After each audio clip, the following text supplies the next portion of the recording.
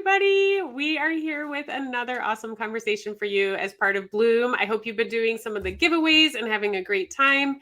I am delighted to be here with Merriah Fairchild, the founder of Bridgetown Baby, and we're going to be chatting a little bit about postpartum care and doulas and all that good stuff. Before we start, Merriah, would you mind sharing with our viewers a little bit about who you are and what you do? Sure. So I am a certified postpartum doula and lactation consultant, IBCLC. And I am a mama of two girls who are 8 and 11. And I was born and raised here in Oregon. Awesome.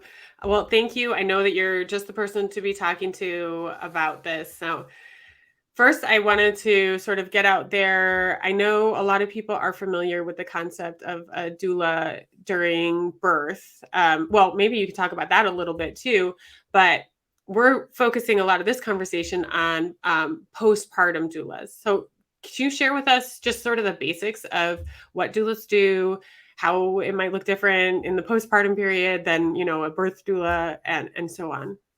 Yeah, that's a great place to start because you're right. Most people, when they hear the word doula, think of a labor doula. Right. And even though the role of a postpartum doula is kind of as old as humankind, it's kind of a new concept in our modern world. And so really, in a nutshell, postpartum doulas provide emotional, physical, and informational support in the first 3 to 6 months.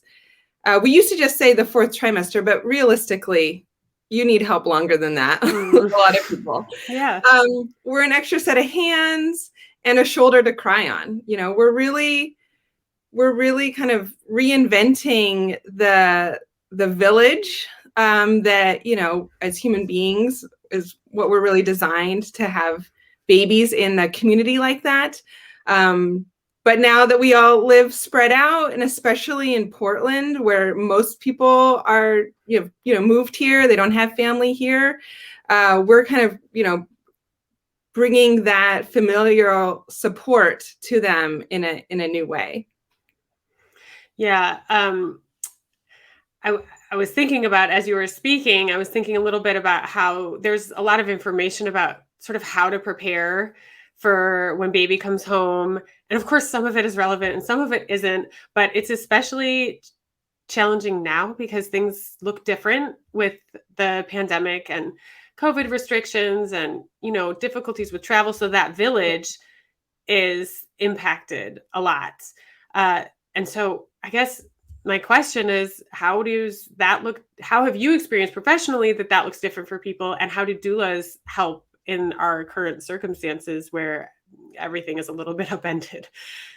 Yeah, it's so true. I mean, you're right. It's been disrupted again because before the pandemic, even though we didn't live necessarily next to our parents and aunts and uncles, they could come and visit. Right. And that's what would normally happen. And your friends would come over and visit as well and drop off a meal. And, so that was kind of, the latest incarnation of that postpartum support. And then with the pandemic, that was off the table. And it's been really interesting now that we've been in the pandemic so long. It's actually, I've even seen it evolve within the pandemic. So, when it first started, families kind of stopped having even us there because nobody knew what was okay. And that was like really problematic because the postpartum period is isolating normally. And then you layer on a pandemic and all the anxiety that brought, especially in the very beginning when we really didn't understand, like, can you get it from the cereal box? Like, right. What's happening? Yeah. People were just drowning in isolation and anxiety. And so we had to figure out, how can we be with them safely? And so this was even before vaccinations, but luckily masks are amazing. So we have been able to be with families, we're masked and they're masked, and everybody has stayed safe. And then as that's evolved, we're now first we were able to get vaccinated, and now almost all of our clients are vaccinated. It's another layer of protection, but we're still always masked. So we're just evolving, as things change. But the thing that has stayed true is that you can't do this alone. Like, you're just innately, it's not okay to have a baby in complete isolation. And even with a partner, which is great if you have a partner, that gets old quickly, and that partner needs support too. And so it's just, we're just adapting and figuring out, how do we keep that human connection that everybody needs to transition into parenthood with ease and confidence, and healing. How do we do that in this kind of modern context? And luckily, we figured it out. Have you found that I'm not quite sure how to phrase this, but have you found that the challenges that people have faced during the pandemic, I would love to say post-pandemic, during this pandemic, have been more substantial? Like, I feel like it's going to be difficult no matter what. So my question is, has it seemed like it's even more challenging for the people that you're working with specifically right now? Like, are they reaching out more urgently or earlier, or what kinds of differences are you seeing? Well, it's so interesting because now we're talking to families who conceived in the pandemic. Oh, right. Yeah. So it's so interesting because in the beginning, people were like, this was not my plan. I had parents planning to come, and I had this birth plan, and now everything's out the window. Now it's like, oh, you knew that this was probably going to be happening. I mean, we all hoped it would be over, but it's not as shocking. Right. Yeah. So I think that has helped kind of make it a little less dramatic. And I think, yes, people are planning. Some people are planning ahead more. The other thing is that we've noticed with the hospital restrictions and just the crowding of the hospitals, that is also changing, where I'm seeing a lot more inductions. I'm not sure why. I think it's very stressful to be pregnant right now. And so there's probably doctors are just, a little bit worried. And that can lead to longer labors. But then people are being discharged really quickly because the hospitals are so crowded. Right. Yeah.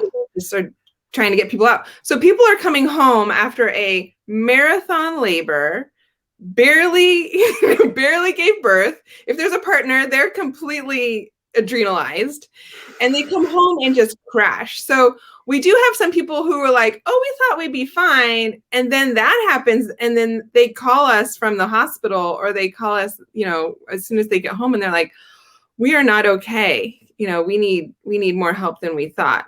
So it's really interesting. It's staying hard, but it's like getting easier in some ways and harder in other ways, but it's just keeps changing. Yeah. It's morphing. Yeah, exactly. And we have to keep adapting.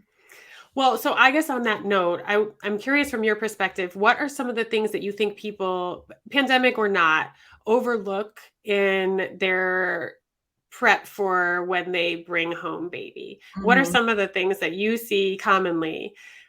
Maybe people just didn't know would be part of their preparation. Well, in general, I see that, and this was before the pandemic too, that in our culture, we, at least here in America, like we really fixate on planning for the birth. And I think that is not that old. I mean, the whole idea of having like a birth plan and wanting a positive birth experience is not that old, but that's kind of the norm. And so people are not necessarily thinking about what kind of postpartum experience do I want to have. And I think that's the new conversation that we're having. And that's what I'm really excited about is really creating a new expectation of what it should feel like to be home with a new baby. my doulas and I, we talk a lot about how we're changing the culture, hopefully, for our children's generation, that, it's just normal to have a postpartum plan. So that's what we're doing a lot right now with folks. And then helping them think about, like, what do you want it to feel like in your home? How do you want to remember this time? Because, for those of us who've had kiddos who are big, we know how brief that is. And, I have some really special memories in the fog of my postpartum period, and I hold on to them like my dearest treasures, And so that's what I want to help families figure out is how do you want to remember this time? How do you want to feel? How do you want your home to feel? And then we kind of work backwards from there. Okay, and then what other support do you have? And then we'll recommend, like, here's what we think you need to really be able to have that experience. And so do people write it down or just talk it out, hash it out with you? Like, what does that look like? We often, even the people who've contacted us, so you think they had thought about it a little bit, they're still like, oh, that's a great question. We haven't thought about that. Or maybe one parent has, but the other hasn't at all. So it really is often just like the first time that they're thinking about it. So we just kind of talk it through. And then I make recommendations. Like, for example, we offer prenatal lactation classes and prenatal newborn care classes, and we can do all that virtually. And I say, we recommend that you do this. If this is your first baby, this is going to help you have a sense of what's coming down the pipe and just feel more confident and prepared. So we'll make suggestions like that. And then we'll think about, how important is sleep? Do you have other children in the house? Are they going to be home with you? Maybe you need some daytime support. Some people know if they're going to be having a cesarean or not, and that can impact their recovery. Are they having twins? We work with a lot of families with multiples. So, it's then I start to just make some recommendations, and then we create a whole proposal for them for their budget. And then we kind of go from there, once it's on paper. But it's kind of just like an informal process. It's really fun. I love it. It sounds fun. Yeah. So the people who are not, urgently reaching out, but are sort of thinking ahead, when in pregnancy did they tend to contact you? Oh my gosh. We've had some people contact us at like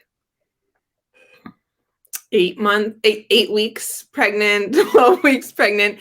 But, that's a little early. We tell them, like, let's wait a little bit longer. But really in the second trimester is a great time to reach out and start to create that plan.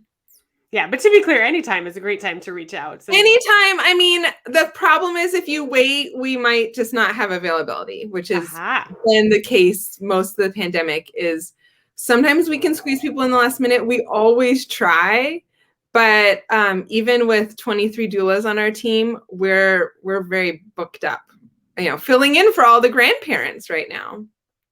Yeah, that shows that is really a shift that we have culturally, for sure. Mm-hmm. Okay, so if people do want to get in touch with you, how do they do that? What do they do? It's really easy. They can find our website, bridgetownbaby.com, and then follow us on Instagram and Facebook as well at Bridgetown Baby. And simple. And then you take it from there. Yep. I will email them back. Okay, awesome. Well, is there any parting wisdom that you want to give to people who are in this journey right now? Anything else you'd like to share before we let you go? I would just say, and this is, for always, for women in particular, it can be really hard to ask for help. We all want to be that superwoman. And I hope to normalize that, especially in the postpartum period, we all innately need to be cared for. It's not a weakness. It's just how we are designed.